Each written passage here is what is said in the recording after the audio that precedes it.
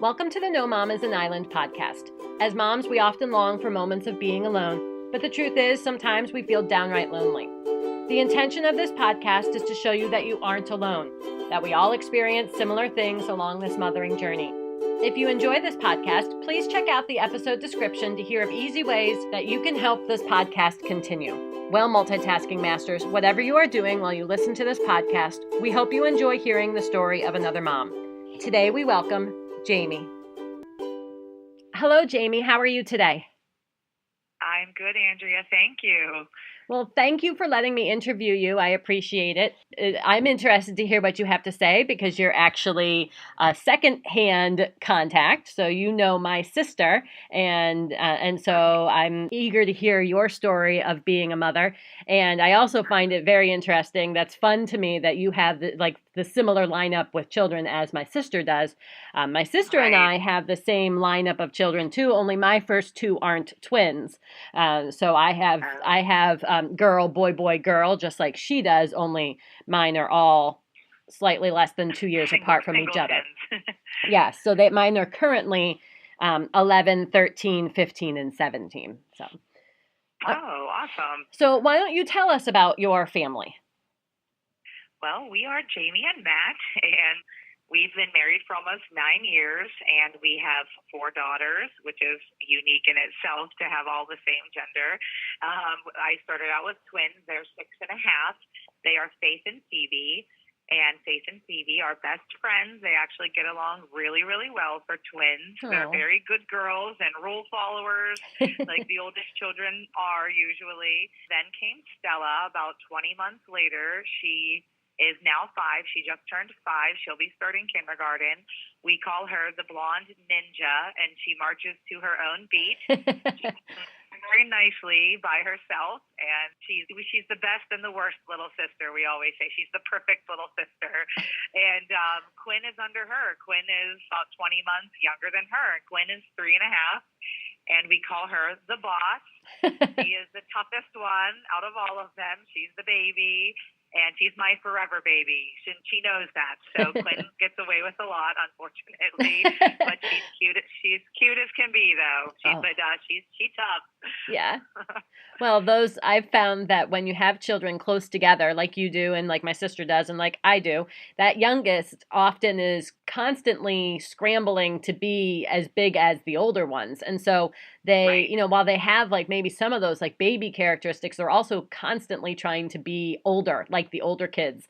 And that creates a really interesting little personality because my youngest is like that too. And I know my sister's youngest is like that too.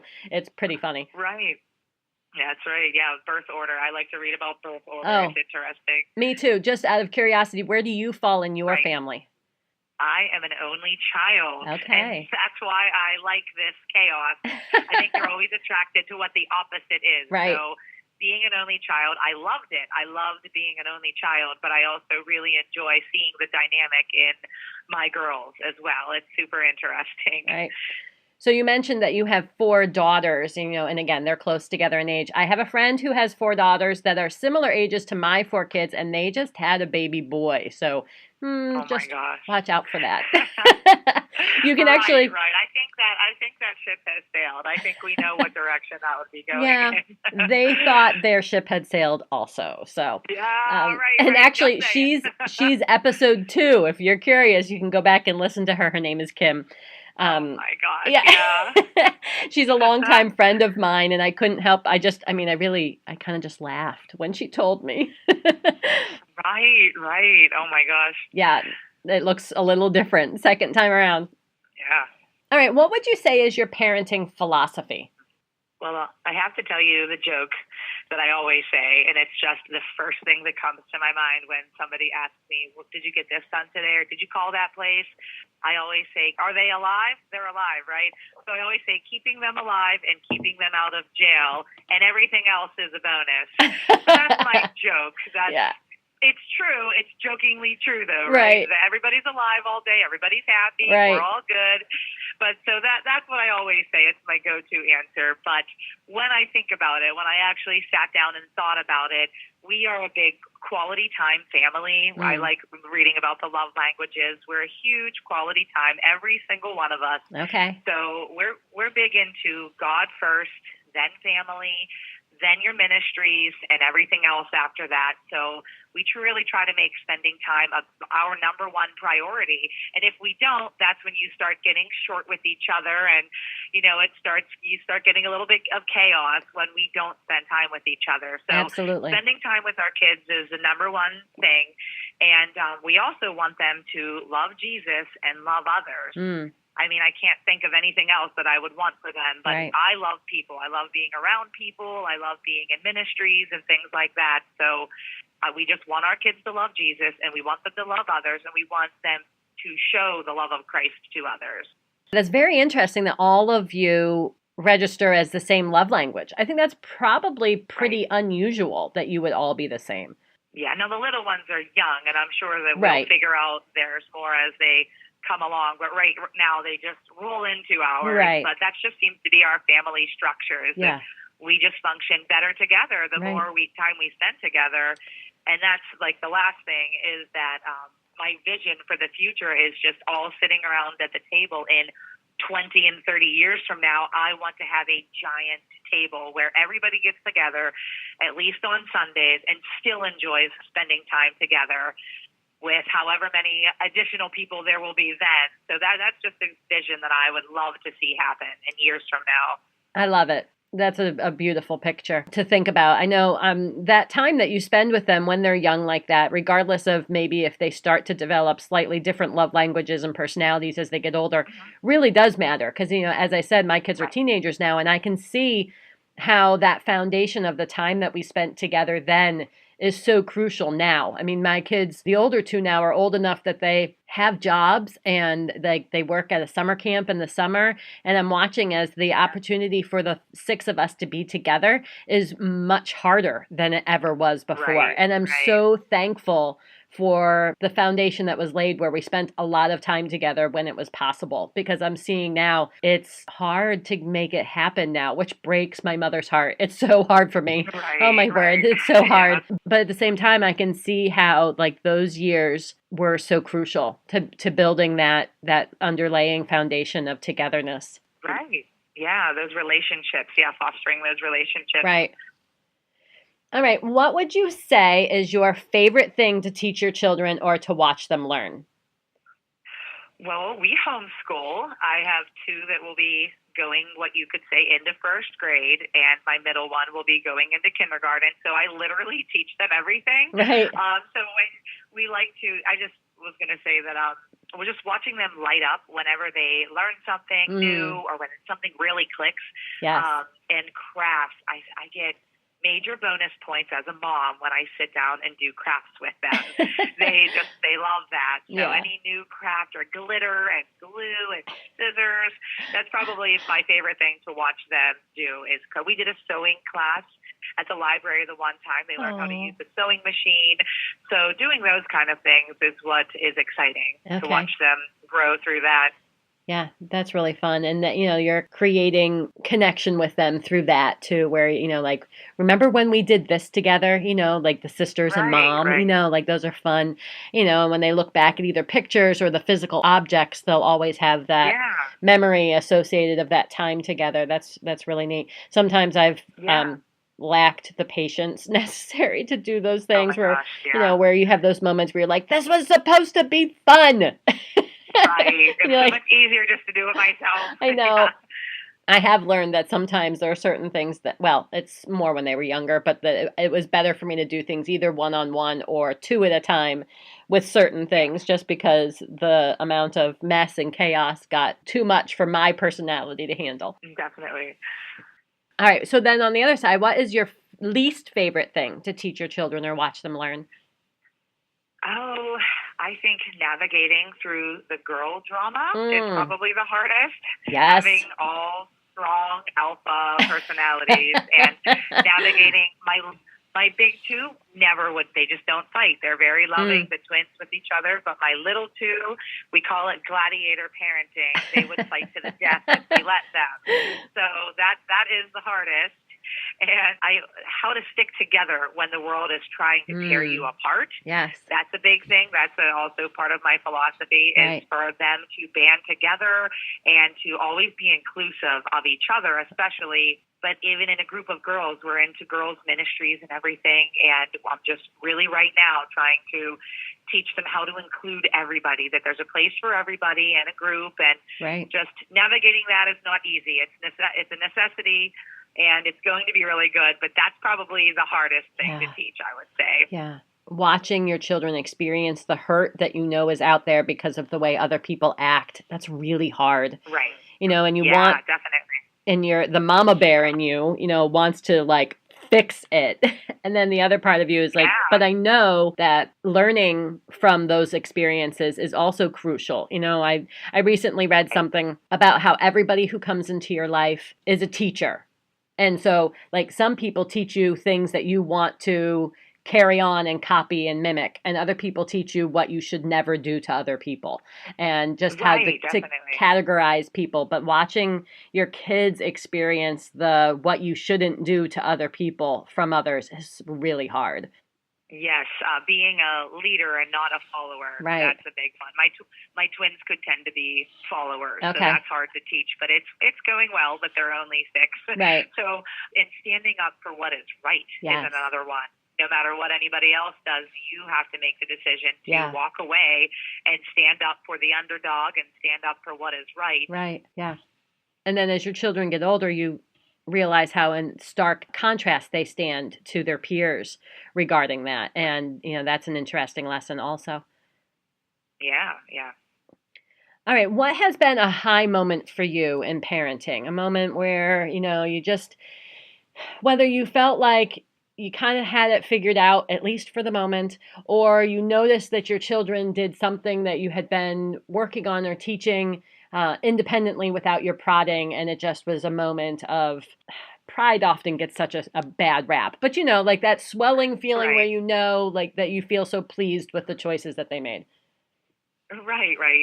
Well, with homeschooling, I think when my twins learned to read, that's a exciting. Big one. That's your fear. Like, okay, if I can get them to read, I can do the rest of it. So I guess that would be a high moment. Yeah. But I can't think of like one particular. It's just all those moments. Yes. Those little moments, like anytime you successfully plan a day out and there's no meltdown, like going to the pool or the lake and just having like a joyous day out where everybody's in harmony and nobody is injured and nobody has a crazy meltdown.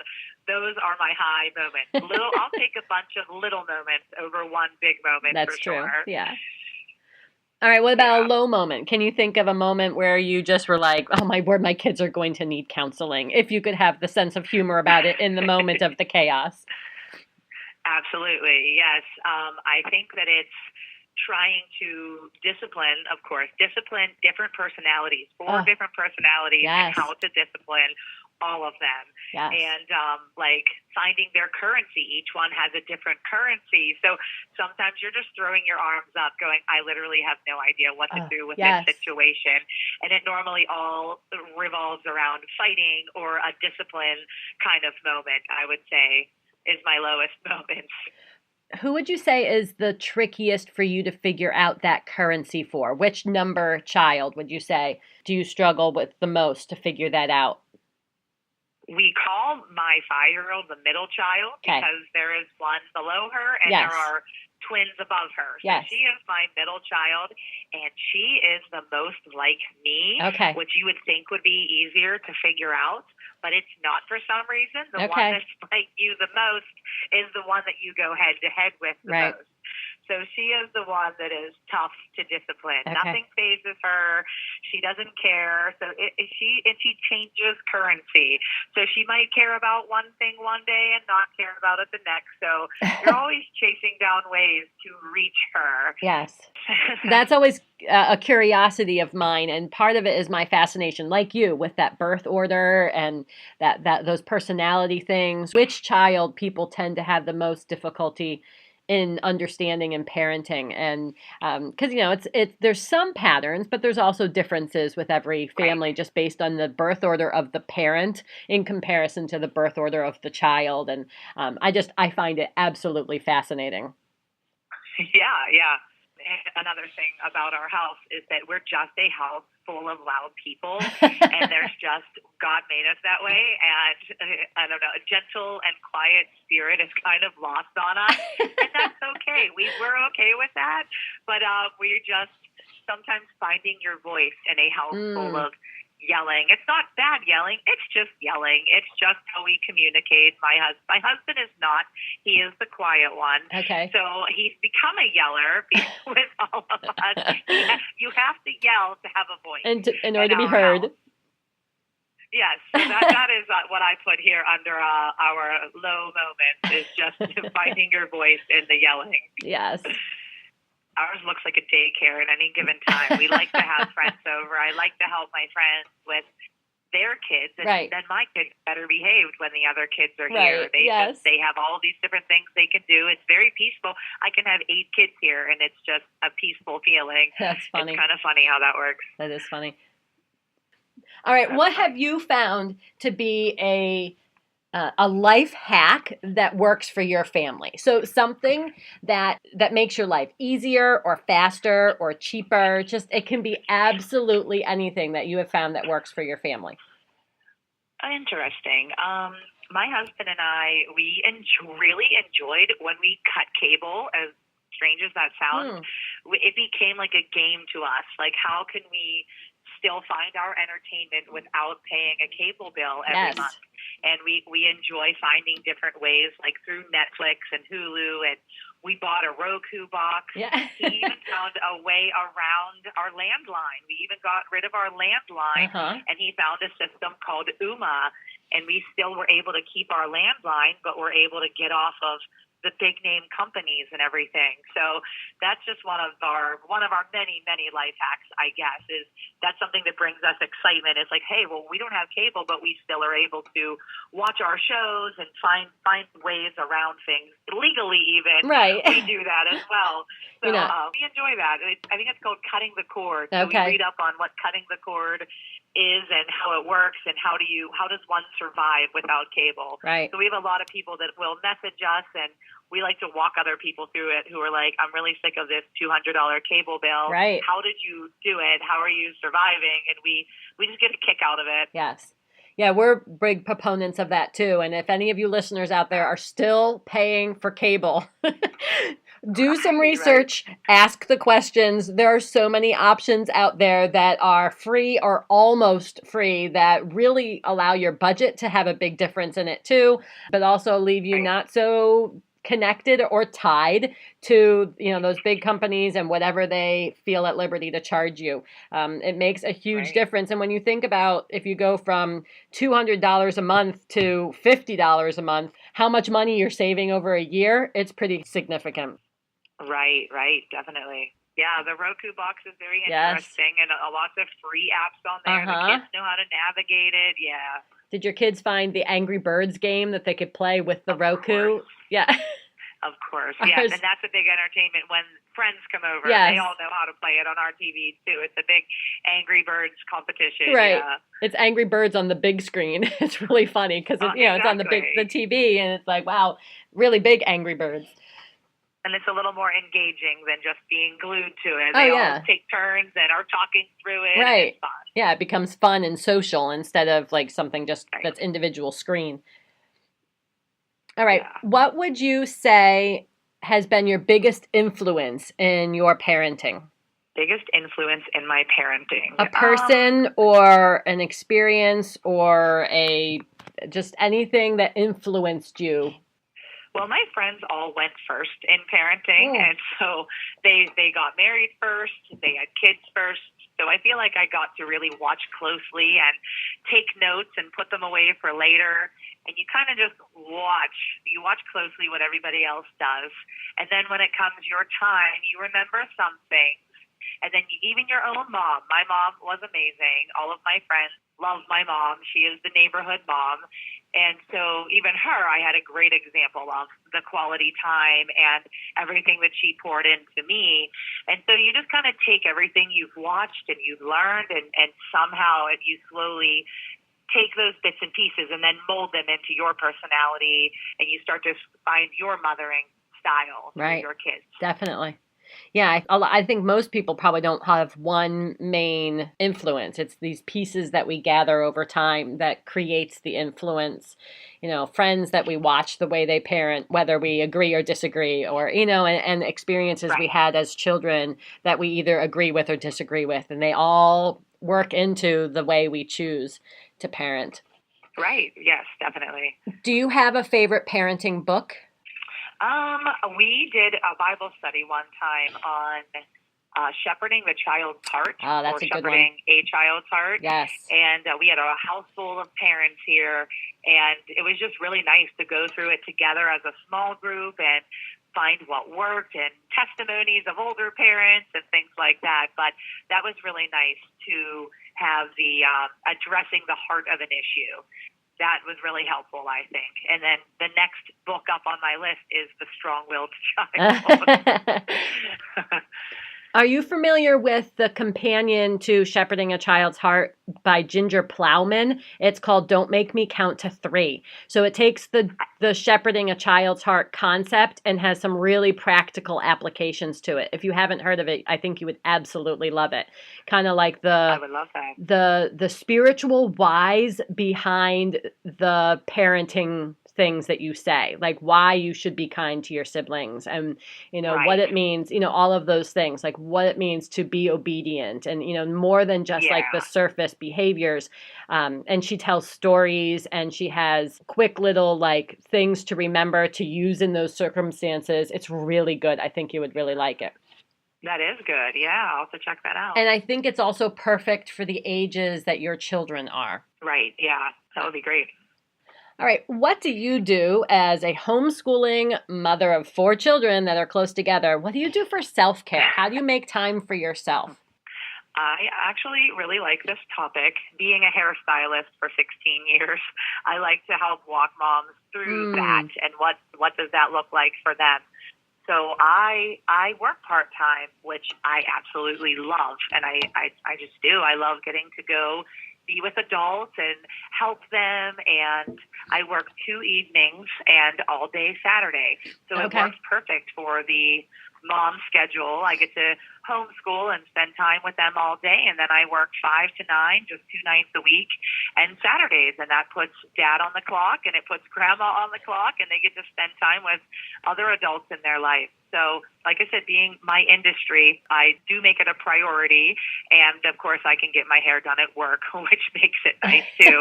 But I've done a lot of like makeover mornings for our MOPS group and things like that, and it's just fun to talk about. It's fun to get together with other moms and encourage them to take time.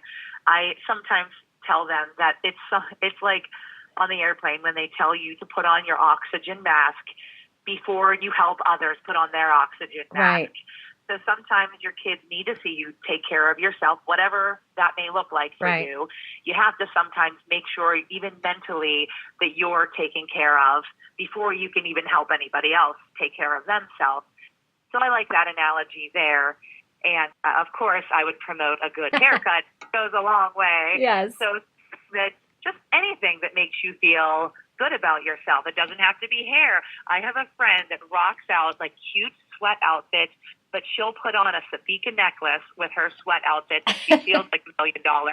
It's one thing, one little thing that makes her feel special, that makes her feel girly when you're cleaning up throw up or kid sickness or whatever it is, that you're like, okay, I'm still me. You have a little piece of you still that you're like, okay, I was a woman before I was a mom. Right. And I just think finding whatever your thing is and just not feeling guilty about it. Right.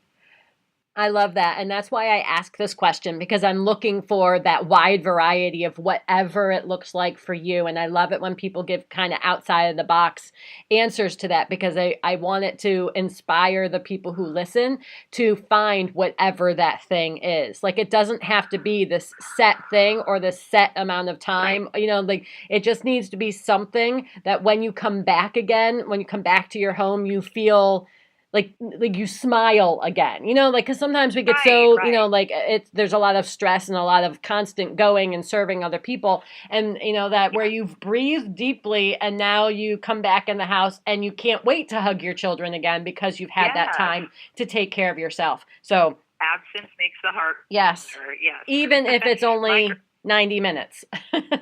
Right.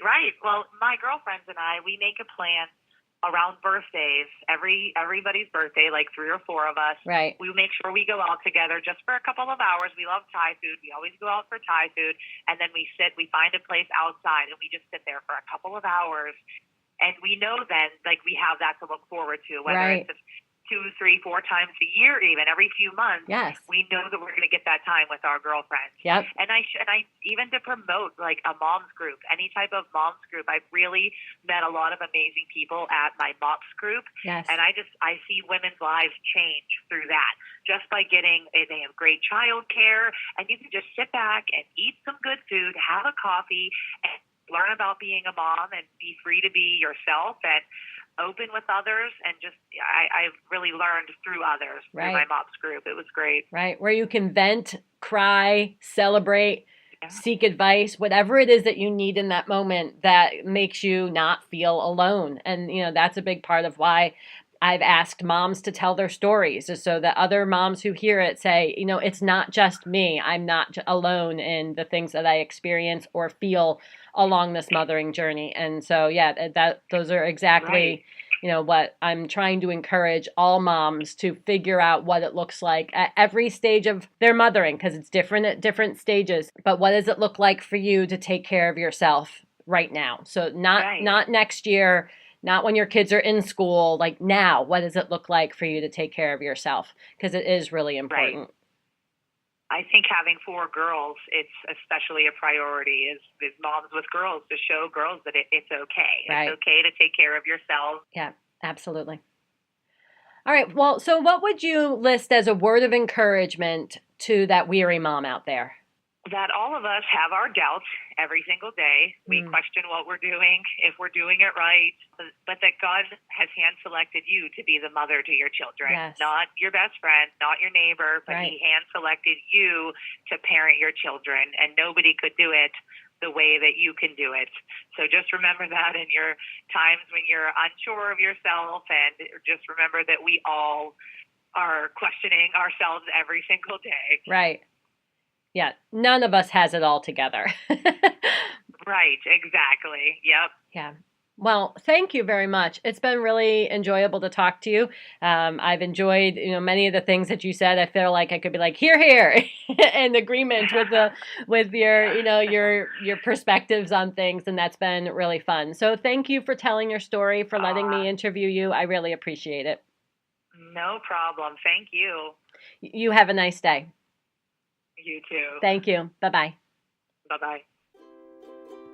Thank you for joining us on the No Mom is an Island podcast. We hope that it was an encouragement to you wherever you are in your mothering journey.